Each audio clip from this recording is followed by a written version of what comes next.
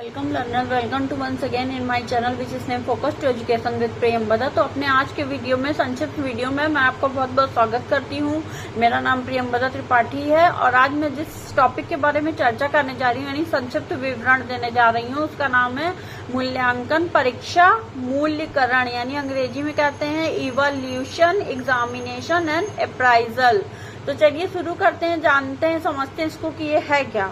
परीक्षा तथा मूल्यकरण शब्दों का प्रयोग कभी कभी मूल्यांकन के समानार्थी शब्दों के रूप में किया जाता है। तो जो परीक्षा है या मूल्यकरण, हम कह ले प्राइजल शब्द को हम कभी कभी मूल्यांकन के समानार्थी शब्दों प्रयोग करते हैं, यानी समझते हैं हम कि वो मूल्यांकन के ही, जिस प्रकार मूल्यांकन है उस प्रकार वो मूल्यांकन के ही करीब है, उसी से उसका लेना देना है, किंतु ऐसा नहीं है। इसलिए इन तीनों शब्दों के बीच अंतर को स्पष्ट करना अत्यंत आवश्यक है।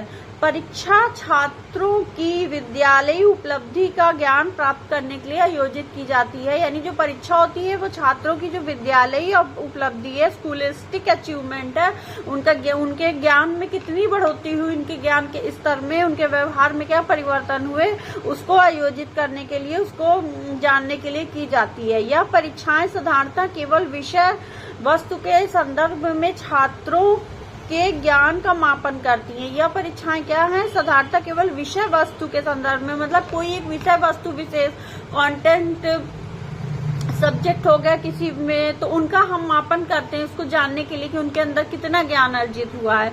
जबकि मूल्यांकन में न केवल विषय वस्तु का ज्ञान वरन अन्य शिक्षण उद्देश्यों जैसे बौद्ध कौशल, अनुप्रयोग आदि की भी जानकारी प्राप्त की जाती है। तो जबकि मूल्यांकन में क्या किया जाता है, न केवल विषय वस्तु का ज्ञान, क्योंकि जो परीक्षा होती है वो विषय वस्तु के ज्ञान के लिए होती है, और जो हम मूल्यांकन की बात कर रहे हैं, जब हम मूल्यांकन पे आते हैं तो वह है मूल्यांकन न केवल विषय वस्तु का ज्ञान वरन अन्य शैक्षिक उद्देश्य, जो टीचिंग ऑब्जेक्टिव्स होते हैं, जैसे उसके बोध, उसके ज्ञान में क्या अर्जन हुआ, उसके कौशल, स्किल डेवलपमेंट, अनुप्रयोग में आदि की जानकारी भी प्राप्त की जाती है, तथा उसकी सार्थकता का भी निर्धारण किया जाता है। वो कहाँ तक सार्थक है इसका भी निर्धारण हम मूल्यांकन में करते हैं।